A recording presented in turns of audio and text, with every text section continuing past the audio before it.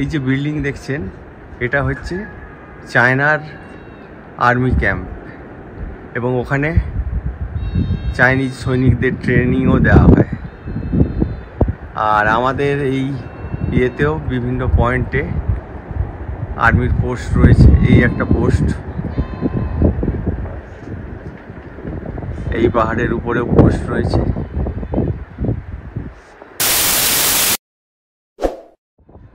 নিচে আপনার কাহো গ্রাম, এখান থেকে পুরো সুন্দর ভিউ আসে। সিয়াং নদী, লোহিত নদী নিজের ছন্দে বয়ে চলেছে। অসাধারণ অসাধারণ, মন ভরে যায়, মনে হয় আর একটু থাকি, আর একটু দেখি। আইটিবিবির পয়েন্টে এখানে একটা জায়গা রয়েছে, এখান থেকে ফটোগ্রাফি করা এলাও, কিন্তু আমার পেছনে ঠিক রয়েছে আইটিবিবির একটা পোস্ট। ওখানে বাইনোকুলার প্লাস লং ভিশনের সব জিনিস রয়েছে। তো এখান থেকে বিভিন্ন ক্যাম্পের এখানে লোকেশন দেওয়া আছে, আপনারা দেখতে পাচ্ছেন। টিচু camp, distance 1260 metre, hill 80, hill 90, hill 100, ওয়াচাহাট, লোহিত রিভার, অলকা, নিউ টাটু। এ প্রত্যেকটা ইয়েতেই এখানের ক্যাম্পের সব রয়েছে। এবং ওই যে দূরে দেখতে পাচ্ছেন, আমি জুম করে দেখানোর চেষ্টা করছি। আইটিবিবির এই পোস্ট থেকেই আমরা এখান থেকে কিবুথু গ্রাম দেখা যায়। এই দেখুন,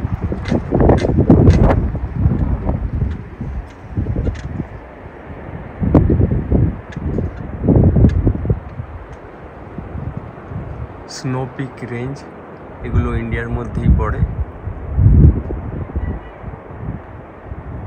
রাস্তা ওই ক্যাম্পে যাওয়ার। এখন বাজে সকাল 6টা, আমরা কাহো থেকে বেরাবো, গাড়ি রেডি করছি। কালকে এই নিচের যে হোমস্টে, এই লাল রঙে দেখা যাচ্ছে, এখানে ছিলাম। 2000 টাকা ভাড়া, একদম বেসিক ফেসিলিটি, আমারই কিছু নেই। 3-4টেই হোমস্টে রয়েছে, তাও সবগুলো ওপেন থাকে না, কিন্তু বেসিক ফেসিলিটি ছাড়া এখানে কিছু নেই।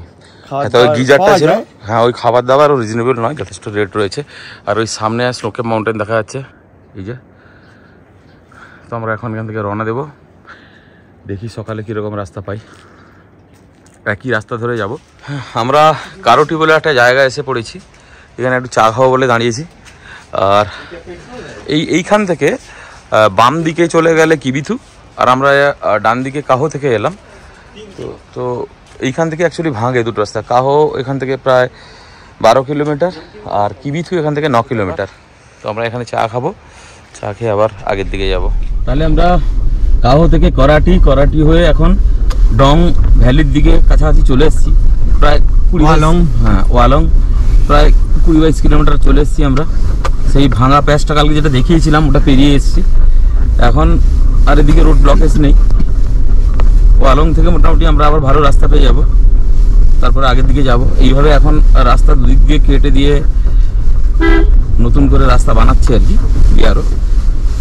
আমরা সেই জায়গা কালকে দাঁড়িয়েছিলাম, টাটা করে এদেরকে চলে যাচ্ছি ডং ভ্যালি, সেই জায়গাকে ছেড়ে নিচের দিকে তেজু যাব। ভ্যালিটা অসাধারণ। ওয়ালং এর একদম কাছাকাছি পৌঁছে গেছি। হ্যাঁ, ওই দূর থেকে গ্রামটা দেখা যাচ্ছে। পাহাড়ে একটা জিনিস লক্ষ্য করেছো, ওই দূরে একটা ঝর্ণা কেমন উপর থেকে পড়ছে, একদম পুরো। হ্যাঁ,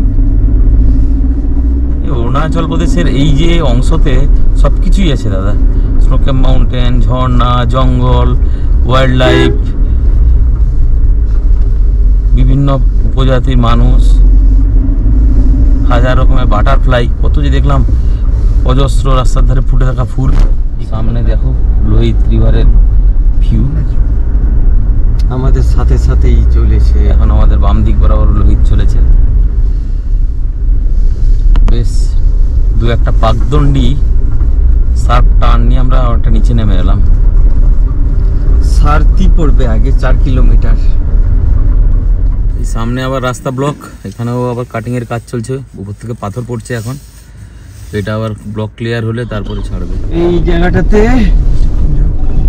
জেসিবি পাথরের কাজ করছিল, উপরে জেসিবি কাটছে একটা দেখা গেল, প্রায় মিনিট পাথর সরাচ্ছিল। 10 আমাদের দাঁড়িয়ে পড়তে হলো। সুন্দর একটা ভ্যালি টাইপের জায়গা এক মধ্যে দিয়ে যাচ্ছি আমরা এখন। এক ফালি এক টুকরো, তারপরে আবার শুরু হয়ে যাবে সেই সরপিল রাস্তা। সরপিল রাস্তা। এখানে খাওয়া দাওয়ার কোনো অপশন নেই। সকালে এক জায়গায় দাঁড়িয়েছিলাম, তখন ওর কিছু নেই, তো ওই বিস্কুট টিস্কুট কেক টেক নিয়ে নিয়েছিলাম, খাওয়া হয়ে গেছে মোটামুটি। এবার ওই মাঝে আমাদেরকে পেট্রোল নিতে হবে, সেও প্রায় ঘন্টা 1.5-2 লাগবে। ওখানে যদি আসার সময় দেখে এসেছিলাম দোকান ছিল, যদি ঠিকঠাক হয় তো ওখানেই খেয়ে নেব। তাও আর্লি এতটা বলতে আমাদের কাছে আর্লি, ওদের কাছে তো আর বেশি দেখছি, আরো বেশি আর্লি। তো আমরা ফিরছিলাম, এরকম একটা ব্রিজ থেকে দাঁড়িয়ে পড়েছি, একটু জল টল খাবো। আর উপর থেকে একটা নদী বয়ে আসছে, ঝর্ণা এসে লোহিতের সঙ্গে মিলেছে গর্জন করে একদম। কত পাহাড় পেরিয়ে যাচ্ছি, এ পাহাড় পেরিয়ে ওপারে, আবার সে পাহাড় পেরিয়ে ওপারে। একদম একদম। কালকে তো ওদিক থেকে যখন আসছিলাম একরকম দেখছিলে, এখন নামছি আরেক রকম। মোটামুটি হাউলিয়াং আমরা পৌঁছে গেছি। হ্যাঁ, হাউলিয়াং পৌঁছালাম। এখন আমাদের পেট পুজো একটু করেছি লুই বলে একটা জায়গাতে, ব্যাম্বু শুটের স্যুপ আর চিকেন চাউমিন মোটামুটি ছিল। তো এবারে আমরা গাড়ির পেট পূজা করাবো। এইখানটায় যা পেট্রোল পাম্পের জায়গা রয়েছে, এরপরে আর নেই। তেজু অব্দি একদম হচ্ছে স্বামী ক্যাম্প। এখানে হাউলিয়াং আঞ্জো ডিস্ট্রিক্টের হসপিটাল রয়েছে। এখান থেকে আর একটু এগিয়ে গেলে আমরা এই মেন রাস্তা যেটা তেজুর দিকে যাচ্ছে সেটা ছেড়ে দিয়ে পেট্রোল নিতে কুপার দিকে যাব। এই আমরা কুপার দিকে চলেছি এখন। তেল নিতে বললো 1 কিলোমিটারে পেট্রোল পাম্প আছে, তো পেট্রোল ওখান থেকে ভরে আবার নিচে নামবো আমরা এই রাস্তাতে, নেমে তারপরে তেজুর দিকে যাব।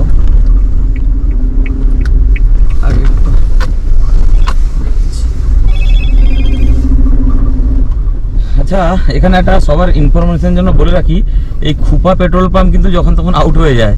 আমরাও অ্যাকচুয়ালি আউট হয়েই গেছিল, তো ওরা কিছু তেল আলাদা করে রেখেছিল, তো তার মধ্যে আমরাই মানে সর্বশেষ গ্রাহক। অন রিকোয়েস্টে 17 লিটার তেল যা ছিল ঢেলে ফেলে শেষ করে দিয়েছে।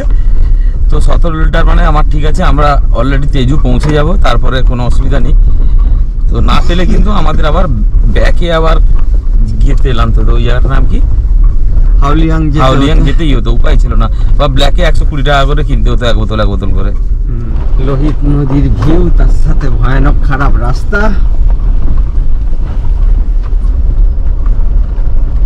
যাক, আমরা একটু তেলের ব্যাপারে শান্তি হয়েছে যে গাড়িটার পেটেও কিছু পড়েছে আর কি। প্রবল শব্দ করে লোহিত নদী বয়ে যাচ্ছে। আজকে আকাশের আকাশ মেঘলা আছে, পাহাড়ের মাথায় পুরো মেঘ জমে আছে, পুরো অফ রোডের প্যাচ একদম।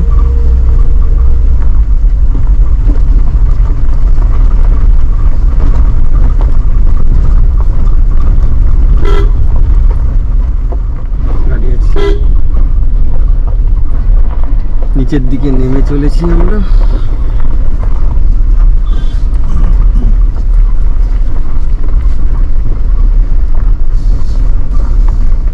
দেখুন উঠছিল লোহিত নদীর কি রূপ, তার সঙ্গে রাস্তার ভয়ঙ্কর রূপ, সাথে জলের শব্দ। সেই চেক গেট আঞ্জো ডিস্ট্রিক্টের প্রবেশ পথ, এন্ট্রি পথ। আমরা এখন এক্সিট করছি, আমরা এখন ফিরে যাচ্ছি। ট্রেডিং পেরিয়ে এখন অনেকটাই চলে এসেছি। দিয়ে আগে পরশুরাম কুণ্ড যাওয়ার রাস্তা আর তেজু যাওয়ার রাস্তা আলাদা হয়ে যাবে। আমরা তেজু হয়ে ফিরবো। যদি যে সেই জাংশন পয়েন্ট ডান দিকে ওয়াকরো, তেজু, বাঁ দিকে চলে যাচ্ছে চৌখাম। আর রোয়িং তিনসুকিয়ার জন্য আমাদের উপরে উঠে যেতে হবে। উপরের রাস্তাটা তো দেখেই বোঝা যাচ্ছে শুরু স্ট্রেচ ভালো নয়, দেখি আগে গিয়ে কিরকম পাবো। এই রাস্তা কিন্তু তেজু যে রাস্তাটা যাচ্ছে, রাস্তাটা মোটামুটি চওড়া আছে জায়গায় জায়গায়, কিন্তু পিচ নেই কোনো, পুরো খারাপ, পুরো বসে খারাপ। গেছে, রাস্তাটা নষ্ট হয়ে গেছে আর নতুন করে রিপেয়ার করা হয়নি। দেখি আমরা আগে আগে কিরকম রাস্তা পাচ্ছি আপনাদের জানাতে থাকবো। এইরকমই রাস্তা। তেজু যাওয়ার পথে আমরা অনেকটা উপরে উঠে এসেছি। ওই নিচে দেখা যাচ্ছে লোহিত নদী, আর চারদিকের ভিউটা অসাধারণ একদম। আমরা এখন পাহাড়ে রয়েছি, যদি পরশুরাম কুণ্ড হয়ে নামতাম ওই দিক দিয়ে তাড়াতাড়ি সমতল পেয়ে যেতাম আর কি। তো আমরা যেহেতু তেজু হয়ে নামছি, এখনো পাহাড়ে থাকবো আরও কিছুক্ষণ। অসাধারণ ভিউ। একটা এরকম খুবই খারাপ প্যাচ, জল বইছে, তার উপর দিয়ে আমাদের যেতে হবে।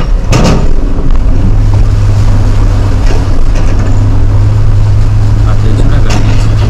ওটার কথাই বলছি।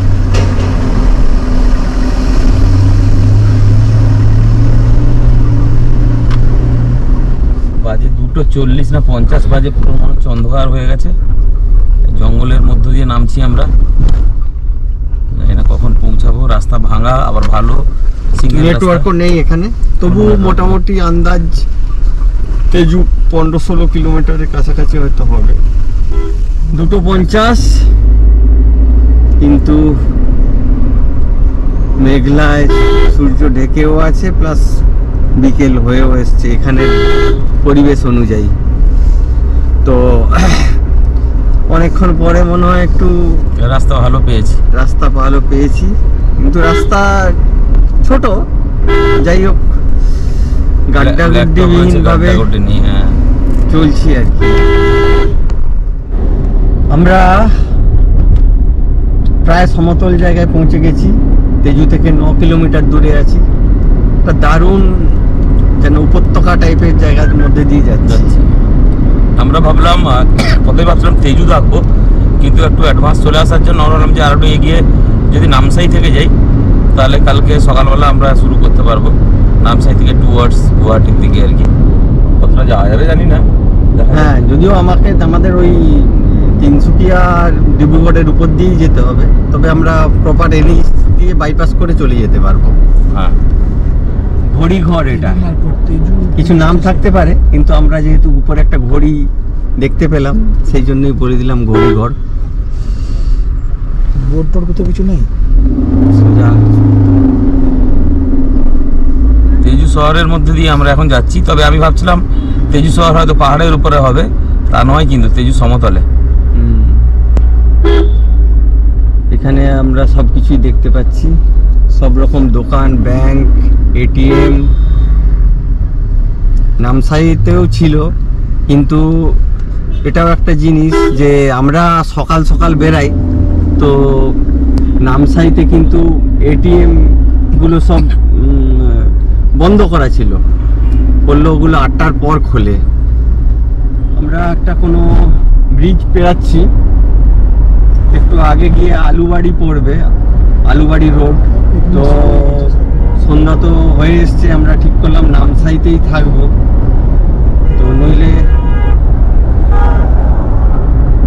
তো আগে গিয়ে আমরা আলুবাড়ি ব্রিজ ধরে ব্রহ্মপুত্র পেরাবো, গিয়ে চৌখাম হয়ে নামসাই চলে যাব। আর আগে গিয়ে এই রোড দিয়ে NH-13 যেটা গিয়ে গেলে আমরা ওই ডক্টর ভূপেন হাজারিকা সেতু দিয়ে যেতে পারতাম। ওই ডিস্ট্রিক্ট শেষ দিয়ে এখান থেকে আমরা বাম দিকে চলে যাব। আচ্ছা, এটা সোজা চলে গেলে তোমার বাম দিকে নামসাই ডিস্ট্রিক্ট পড়ে যাবে, আর নদীর ওপারে হয়তো আর কি।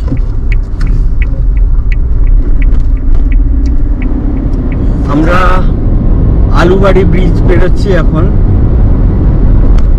বেশ লম্বা আছে ব্রিজটা কিন্তু। হ্যাঁ, এটা ব্রহ্মপুত্রের উপর এই আলুবাড়ি ব্রিজ। নদী বড় দেখো, এখানে ব্রহ্মপুত্র দেখো কত বড়, আর দূরে ওই নীলছে পাহাড়, বাম দিকে ডান দিকে দুদিকেই, যেগুলো থেকে আমরা নামলাম। এখন এসে আমরা একটা ফরেস্ট ডিপার্টমেন্টের একটা রুম পেয়েছিলাম। এরকম দুটো বেড আছে, সিঙ্গেল বেড আর হাউস রুম, আর এ মাত্র 900 টাকাতে। আর এটা হচ্ছে গিয়ে বাথরুম, হচ্ছে গিয়ে একটা বিশাল বড় একটা রুমের মতো বাথরুম, কিন্তু একটা ব্যাটলা গিজার নেই। তবে বাকি সব ঠিকঠাক আছে, 900 টাকাতে পেয়ে গেছিলাম, তাই নিয়েছি। এখন খাবার দাবার বাইরে থেকে কিনে আনতে হচ্ছে, এখন খাবার দাবারের কোনো আয়োজন নেই, তো খাবার দাবার খেয়ে ঘুমাবো। তো আজকের ভিডিওতে এই পর্যন্ত। যদি আমাদের এই ভিডিও আপনাদের ভালো লেগে থাকে তাহলে আমাদের চ্যানেলকে আপনারা আনলিমিটেড ডুয়োকে সাবস্ক্রাইব করবেন, লাইক করবেন, শেয়ার করবেন। আমি আর জয়দীপ দা দুজনে মিলে অনেক রোড ট্রিপ করি, অনেক টাফ অফবিট জায়গায় যাই। অরুণাচলের অফবিট জায়গায় যেগুলো ঘুরে এলাম, অনেক জায়গায় টাফ, অনেক জায়গায় ভালো, অনেক জায়গায় খারাপ ছিল, কিন্তু তা সত্ত্বেও আমরা নির্বিঘ্নে সমতলে নেমে আসতে পেরেছি। কাল থেকে আমাদের এখান থেকে যাত্রা শুরু হবে কলকাতার দিকে, ফেরার রাস্তা। তো সেটা দেখাবো কিভাবে আমরা কলকাতা পৌঁছাচ্ছি। তাই তবে কিন্তু এবার আমরা যে রাস্তায় এসেছিলাম সেই রাস্তা দিয়ে আমরা জলদা মানে আমরা কাজিরাঙ্গা তেজপুর হয়ে যাব না, আমরা ডিব্রুগড় থেকে কাজিরাঙ্গার মধ্যে দিয়ে গুয়াহাটি হয়ে বাইপাস করে যাব।